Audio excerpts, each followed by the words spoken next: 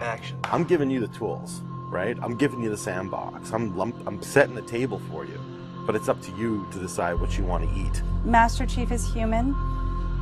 He's not a machine. He's not a set of armor with a big weapon.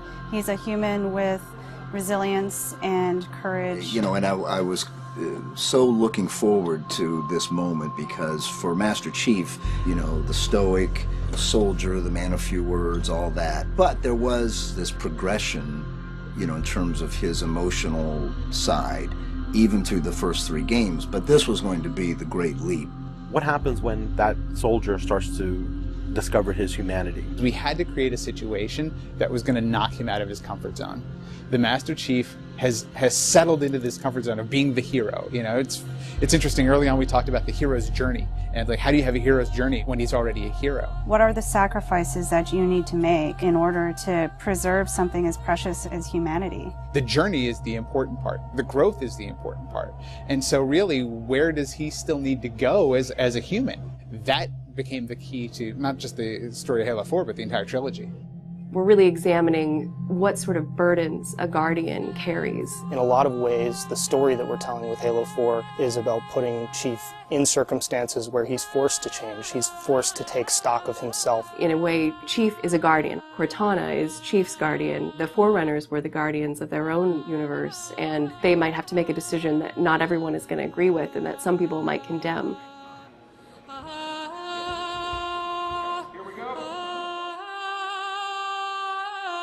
It's almost like you're a little kid and you're just playing make-believe again. So you imagine everything. The table's here. The plinth for Cortana is here. There's a window here. Ready, go.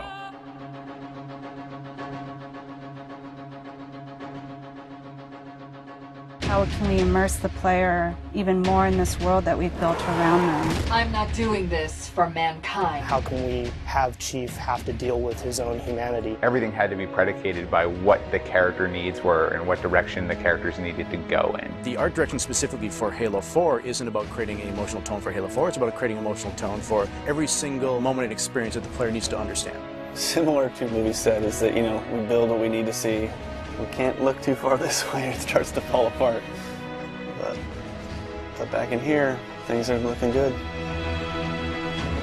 Film is like, I'm going to create something and it's going to be awesome and I'm going to polish it and I'm going to own it, but I'm going to share it with you, which is very different than game storytelling, which is I'm going to give you all the tools, I'm going to give you all the possibilities, and it's up to you to discover it. Answering questions and answering the directions that the narrative had already taken defined the path forward for us as we started to tell the story. We're always telling these huge, big stories. We've got Infinity, it's the biggest ship that has ever been launched. We've got Requiem, which is like the biggest Forerunner artifact we've ever found. But in the middle of all of that, we've got this very small personal story between Master Chief and Cortana. You tell a story with every detail that you put into a game. Immersion is really what allows somebody to believe your universe and also to become emotionally caught up in your universe. Ready to get back to work? I thought you'd never ask. How do we make sure the sights and the sounds and the things that they're feeling as a player inhabiting that suit really comes through more clearly? And you know, technology has allowed us to do that with much higher fidelity than back in the CE days. Okay, so those are definitely bigger ones. Yeah, those start to get. Just because we've got more people. Let's roll video. Yeah. So this will be just video and audio only, no face, no mocap.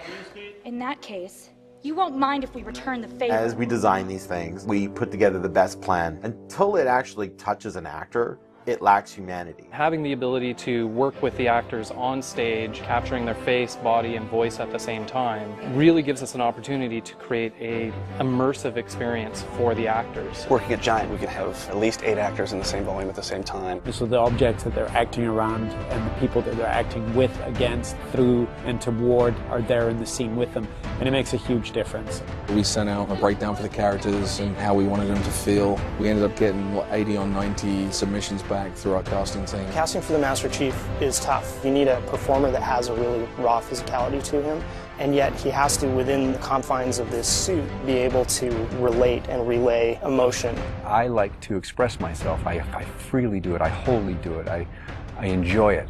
And so pulling back on all of those instincts is what's required to play him. Imagine that translating to a 3D model with huge armor and making sure the personality of Chief's movement comes through that armor was really critical. And that really came down to Bruce's acting, his physical stature, and really his physicality as he went through all of the performance. You'll never see his face or hear his voice, but all of the other actors that are playing off of him have received so much from him in their performances, and I think that they would all agree with that.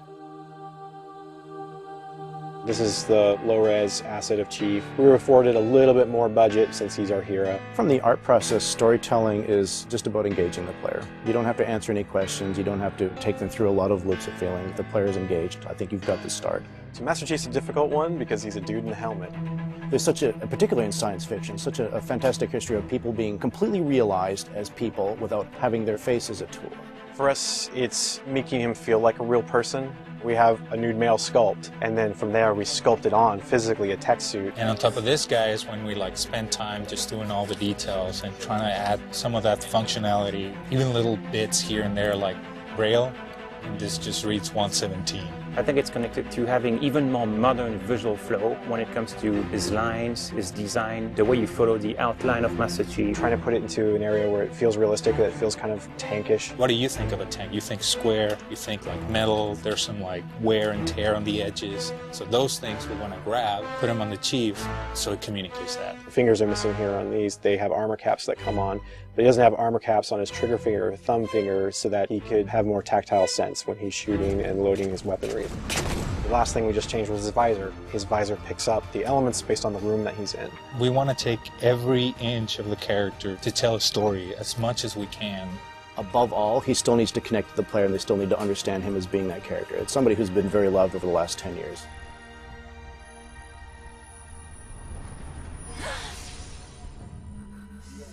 The irony here, right, is that we have a character who's not human at all in Cortana. I was put into service 8 years ago. She is the most human character that we have in the story. Right? She's struggling with her own mortality. AIs deteriorate after 7, Chief. That's something that everybody struggles with. That's the most, human it gets. If we can just get back to Earth and find Halsey, she can fix this.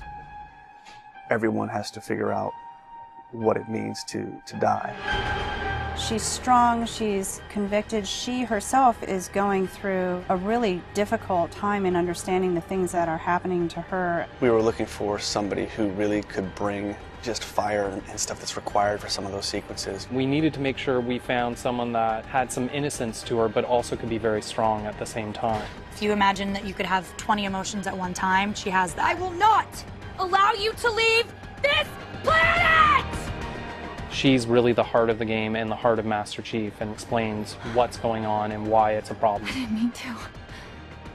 I didn't mean to do that. Cortana is certainly our biggest human connection, I think, with the entire story. How can we see these subtle details in her facial structure? It's the Forerunner symbol for Reclaimer. So this is the baseline where we started from Cortana, and then we go through and tweak and modify, having all these different elements moving throughout her that make her feel alive constantly. We wanted to make it to where you could have code flow lines start from every digit from her toes to her hands, and then be able to flow all the way up into her head. What you experience is her taking care of you as a player from a gameplay perspective, but I think you also start to get a sense of how she takes care of the human side of Chief. Wake me when you need me. They spotted us! Bringing Jen and Steve in and having them layer their voices over the character performances in the cinematics, that just brought the whole experience together. You look at just the number of lines that the Chief has had over the course of the franchise, and it's not a lot. How much firepower would you need? And yet people will immediately call you out on the Master Chief's voice being something very distinctive and important to them. The funny thing is that they've had this off-screen chemistry because they didn't actually meet until last year. Not only is this the first time they've ever sat together on a panel, this is the first time they've ever been in the same room or even met. So seeing them meet and seeing them have that chemistry in real life and seeing how they acted together in scenes just felt like we just missed this opportunity for all these years to actually get them together and get something even more memorable and more exciting out of them. In the beginning, they were great choices for those characters. Steve has this very stoic personality that comes through in his few words. The same way Jen's voice is confident and it's strong, but it can also be playful. You do know you don't have to wait until the last minute just to impress me, right? In many ways, Halo 4 is the first act. We want a player to be able to ask themselves what it is to be a hero. Is the sacrifice worth it? I often think of him as like Atlas, you know, like he's got the weight of the world on his shoulders all the time. Chief and Cortana are the same person, but she has always been the reflection of his humanity. People don't play Halo to watch a soap opera, and yet you don't want to just be kind of pulp. To me, it's a natural progression of this story, and it takes this relationship to the place it should go to.